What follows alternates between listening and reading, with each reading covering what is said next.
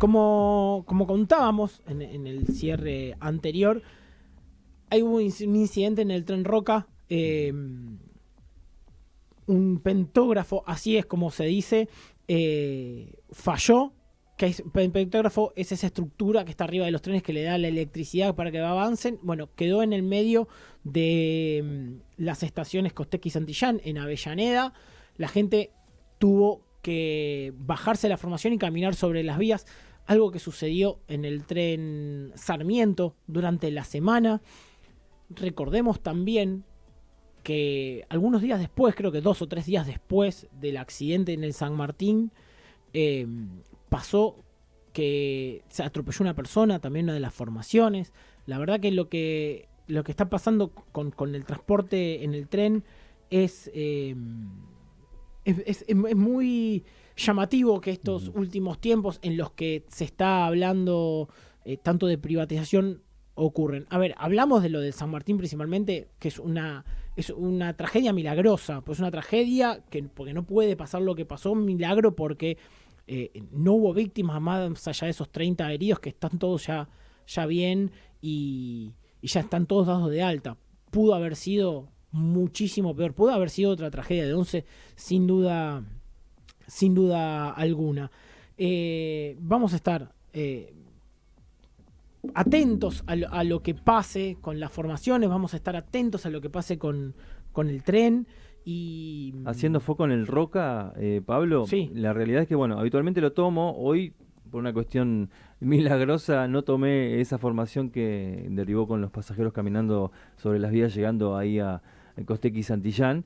Pero hubieron 2 semanas en donde las frecuencias estaban a cada 40 minutos, excepto en estaciones puntuales, en donde habían cada 20 por una cuestión donde había más ramales, ¿no? La cuestión es que, bueno, hoy estaban regresando a sus frecuencias habituales y sucede esto, con lo cual... hablábamos fuera del aire, es algo que se adelantaron un poco los trabajos. Las obras, exacto. Y esta reapertura de... ¿Cómo viajas habitualmente en el tren? Bueno, que lo tomo en Berazategui, en la estación de Berazategui, y desde ahí viene el ramal que viene de La Plata y el de circuito vía Quilmes. Entonces tenés 2 opciones, con lo cual no pasa más de 5, no sé, entre 5 7 minutos, bien, o 10 como mucho. Bien, que viene. bien. Sí. Pero viene mucha gente, la gente hacinada, porque cuando con la baja de las formaciones de San Martín se vio la gente entrar por las ventanas, una locura. Y eso pasa mucho cuando hay algún tipo de incidente o paro, que la gente se acumula en las estaciones, es terrible. Y a la hora del regreso terrible. No sabes lo que es para cerrar las puertas. Ni hablar. La gente que quiere regresar, ¿no? En su derecho de decir, no, quiero volver. Bueno, pero la gente que está adentro quiere, no, pero se me hace tarde. O sea, hay una lucha ahí de...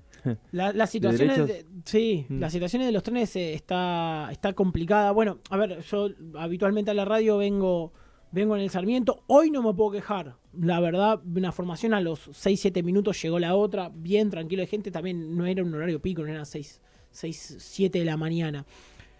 Pero bueno, me pasó la semana pasada que tuve que esperar media hora al que no me pude subir porque sinceramente no sabía dónde venía, yo calculo que de Moreno. Pero el otro, también que vino, también en poco tiempo, que venía de Morón, igualmente venía repleto de gente. Y habitualmente uno sabe que en algunas estaciones, en Ramos se baja mucha gente, en Liniers también se baja muchísima gente. La realidad es que, explotadísimo. Hoy, la verdad que no me puedo quejar más allá de lo que es habitual y de algunas obras que después vamos a discutir que me parecen completamente innecesarias, porque hasta hace, 10 años hicieron los andenes y las estaciones que eran centrales, las pasaron a los costados. Ahora están haciendo de vuelta centrales, por lo menos la estación de Ramos. Veremos qué es lo que pasa, pero estamos hablando de esto y nos lleva a pensar lo que eran, lo que fueron los trenes, lo importante que fueron los trenes para el desarrollo argentino y la importancia que tuvieron y cómo después se lo dejaron. Vuelven a estar de vuelta los trenes funcionando bien, pero bueno, siempre tenemos estas noticias, tenemos estos choques, tenemos estas cuestiones de que la gente tiene que caminar en las vías, y ya estamos en comunicación con Mariano Faín, es periodista, productor, docente, fue docente mío en la secundaria, ahí un gran recuerdo, ahora lo saludo con un gran abrazo. Él se hizo un entusiasta de los trenes, pero no cualquier entusiasta produce un documental con la historia. Así que, Mariano, gracias por atendernos. ¿Cómo estás? Un placer comunicarme de vuelta con vos, pero esta vez para hablar de trenes. Bueno, justamente estábamos hablando, esta mañana se conoció la noticia del Roca que la gente tuvo que salir de una formación por las vías. En la semana pasó en el Sarmiento, pasó lo del San Martín. Nosotros, tenemos la historia de los trenes, los ferrocarriles fueron gigantes en Argentina en los 90, bueno, fueron desguazando, de los 70 para acá fueron siendo desguazados, y ahora hubo un repunte, hubo una mejor situación, pero la realidad es que marca que cada día tenemos algún tipo de incidente. Mariano, ¿vos cómo lo ves esta evolución? No nos vamos a ir atrás de toda la historia, pero sí de los 70 o de los 90 para acá. Bueno, es difícil hablar de evolución, a veces hay que hablar más de involución, pero es real lo que contás. Desde la década del 70 hubo un proceso de desmantelamiento que no fue solamente en la Argentina, digamos, fue en todo el mundo, porque el negocio ferroviario fue cambiando y algunos países tomaban decisiones como el levantamiento de ramales o el cierre, y otros directamente lo que hicieron fue desfinanciar o desinvertir, y las consecuencias de la desinversión las ves cuando, por ejemplo, ocurre... Ahí, bueno, se cortó. Cosas que pueden pasar. Pueden pasar. Cosas que pueden pasar. En el tren y también en la comunicación telefónica. En el tren, telefónica, la ¿no? comunicación. Esto es telefonía, radio en vivo. Estábamos hablando con Mariano Faín, él es periodista, él es productor. Fue uno de los productores, para que sepan, de Estudio País, el programa de Juan Alberto Badía, que recorría el país. Bueno, más allá de haber sido profesor mío, es productor de radio, televisión, es periodista, bueno, un entusiasta de los trenes, como se definió él, es productor, y él... ¿Cuántas vivencias, no? En extra clase, digo, ¿no? Sí, lo que habrás tenido. Es un fanático de los trenes. Bueno, ayer viendo el documental, cuenta la historia de los ferrocarriles y habla de esto, que en los 70s hay una desinversión, los compra Perón a un precio irrisorio, un precio imposible de pagar al día de la fecha, pagando más plata incluso de lo que valían las empresas. Allá en el 45 los anuncia, los extiende. La realidad que en los 70, al principio de la dictadura, se les dio un impulso de vuelta, pero bueno, después volvió la desinversión, y en los 90, bueno, ya sabemos lo que pasó. Lo tenemos conectado de vuelta, Mariano. Mariano, nos estabas contando de un poco de esta involución teniendo los trenes en el tiempo. Sí, bueno, vos hablabas de la época de la dictadura. En esa época se cerraron unos cuantos ramales.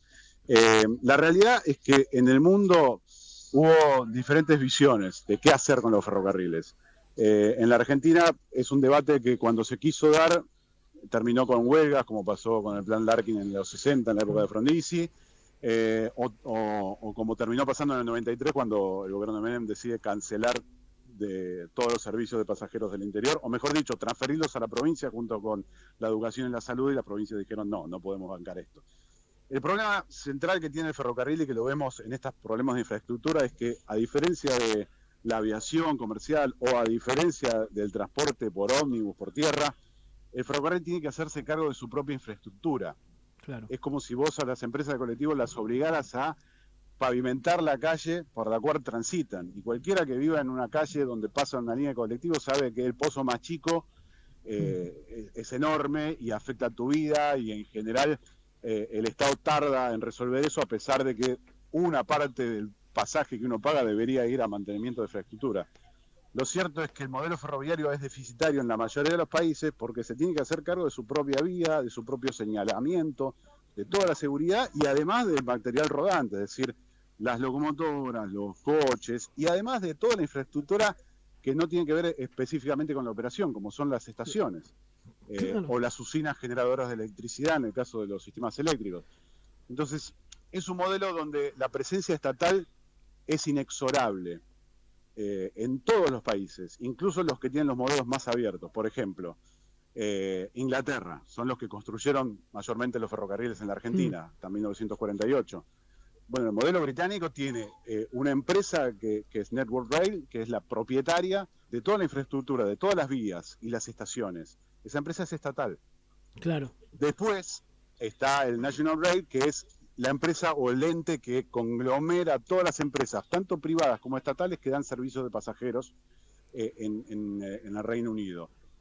Claro, Y hay hay una una convivencia. Claro, hay una convivencia y entiendo que hay una regulación. Esto acá en Argentina no se ve que pase. Puede mejorar un poco más, puede haber un maquillaje, pero la realidad es que sigue estando las pocas líneas de siempre.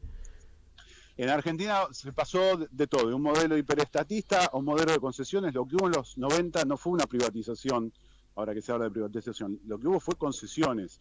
Los servicios de carga fue lo primero que se concesionaron, en general quedaron en manos del principal cliente, o sea, la línea Mitre transportaba mucho aceite y soja y quedó en manos de Aceitera General Dehesa, que es el principal cliente. Techín se quedó con parte de la línea Roque y el Sarmiento, bueno.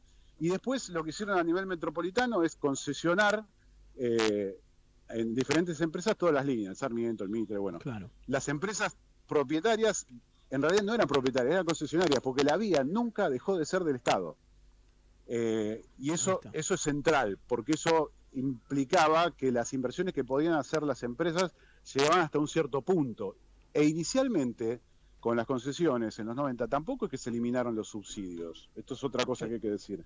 Nunca se dejó de subsidiar el transporte. Se iban eliminando progresivamente, pero cuando tocaba eliminarlos por completo, que fue en el 2000, hubo una adenda en el gobierno de la Rúa, y después, con la devaluación, se caen todos los contratos porque se sanciona algo parecido a lo que pasó hoy. La ley de emergencia ferroviaria, o el decreto de Dualde de emergencia ferroviaria, que hace que caigan todos los contratos, y eso habilita a hacer cualquier cosa directamente. Es lo que sobreviene después y termina en 11, ¿no? Claro. Hacer cualquier cosa es que abandonen prácticamente los trenes acá en Argentina. Que después, después de 11 se ve cierta mejora, pero es hasta ahí. Claro, lo que habilitó la emergencia fue la posibilidad de hacer contratos medio fantasmas, donde vos decías, bueno, vamos a reparar 200 locomotoras, en realidad reparabas 10, sobrefacturabas todo el resto. Lo mismo pasó con los coches, y por eso llegamos a 11 con el Estado general, o sea, TVA no compró un solo coche nuevo, y facturó como nuevos reparaciones de coches que tenían 60 años y que ya habían superado holgadamente su vida útil. Lo mismo pasó con todas las operadoras, así cayó en el 2007 Metropolitano, y así después de 11 lo que se termina haciendo es copiando la ley de ferrocarriles española, creando una empresa que va a administrar la infraestructura, que es la DIFSE, y por otro lado el SOFSE, que es la empresa que va a correr los servicios. Ambas de propiedad estatal, pero el sistema queda completamente en manos del Estado, salvo un par de concesiones. El caso de Ferrovías, que es la línea Belgrano Norte, y el caso de Metrovías, que es la línea Urquiza, y todas las líneas de cargas. Todo eso entra como una zona gris y en algún momento se empieza a hablar de Open Access, que es este sistema que tiene Italia, que tiene Inglaterra, donde los privados podrían llegar a correr sobre las vías estatales. Pero eso todavía nunca se terminó de solucionar. Y también la realidad es que la inversión ferroviaria fue cambiando. O sea, post-11 hubo una gran inyección de dinero, aparecieron los coches nuevos chinos, que además aparecieron de golpe porque el único país que nos podía proveer coches y financiamiento era China. Porque Argentina no tenía acceso al mercado de capital, entonces no podés comprar de la noche a la mañana 200 coches. Ni tampoco hay empresa en el mundo que te pueda fabricar 200 coches ferroviarios en 3 meses. En China sí. Y además te dan el financiamiento. Claro. Mariano, estamos hablando con Mariano Faín, él es periodista, él es productor, un entusiasta de los trenes, pero bueno, vemos que no es un entusiasta, es un tipo que sabe realmente de lo que sucede con los ferrocarriles en Argentina. Y te quiero preguntar, ¿toda esta inversión, no desinversión, pasa por una cuestión de que se desarrollaron otros medios de transporte? Y además es un poco decía, porque la verdad que como funciona el tren, o mejor dicho, el objetivo del tren es fantástico, pues llegar rápido, llegar bien. El tema es que no hay un control, entonces las empresas hacen lo que quieren. Sí, el tema es que es un debate que tiene que darse el Estado en sí, o sea, qué tipo de transporte público queremos. Lo mismo que pasa con el sistema aerocomercial. O sea, queremos un país integrado. ¿Es viable sostener tantos kilómetros de vía férrea? O sea, lo que se planteaba el plan Larkin en los 60 es un coeficiente de explotación. Es decir, hay líneas que hay que sostenerlas por más que sean deficitarias porque a futuro te permite desarrollar una región, ponele, o una industria. Bueno, el Estado tiene que aplicar a eso. La realidad es que si vos lo ves todo desde el punto de vista del número, bueno, es muy difícil que vos encuentres una línea que sea 100% rentable. Es casi imposible. Pero tenés que definir un modelo de negocios y un modelo de lo que querés hacer en el transporte. En Europa funcionan los trenes de alta velocidad, primero porque tenés una región muy densamente poblada, en poco espacio, y además porque son caros. O sea, un pasaje en alta velocidad vale más que cualquier low cost. Entonces se sustenta. Acá no sé si podés cobrar esos pasajes. No, claro, y además con las distancias que manejamos acá, deberían ser bastante más caros, por lo menos los de mediano y larga distancia. Mariano, sabemos que está por sonar el timbre, te toca volver a clases pronto. Te quiero agradecer personalmente esta comunicación, este pantallazo y esta charla que tuvimos sobre los trenes y por qué un poco contar de lo que está sucediendo. Me encantaría seguir hablando porque hay cosas que son increíbles. Hablábamos hace un ratito de obras que, bueno, la obra de Ramos, hace 10 años cambian los andenes de un lado, ahora estaban en centrales, ahora los mandaron a los costados, ahora están haciendo la obra para central, pero bueno, es una charla más larga y tendida para otro momento. Antes de que toque el timbre, el ejemplo que das de Ramos es buenísimo como descriptivo de la política ferroviaria. O sea, claro, una estación que se demolió, se hicieron andenes donde no se pueden hacer andenes. Es más, hay un cartel en los andenes de Ramos que dice, no espere el tren aquí. Digo, si un andén no sirve para esperar el tren, ¿para qué sirve? ¿No? Totalmente. Se hicieron en donde no correspondía, se demolió la estación, se empezó a construir una nueva, se la construyó al revés, porque se corrió unos metros, se la desconectó del túnel, del puente peatonal, todo eso, cada gestión hizo lo que quiso. Y mientras tanto, abajo tenés un túnel que tiene varios kilómetros que conecta a Edo con Villaluro y que va a estar en desuso por los siglos de los siglos. El famoso soterramiento, lo que quedó del soterramiento, vaya a saber. Pero bueno, es otra charla. Mariano, te agradezco muchísimo estos minutos por haber estado en Radio Sónica. Pablo, muchas gracias a vos. Un abrazo. Pasó Mariano Fainer, periodista, productor, docente.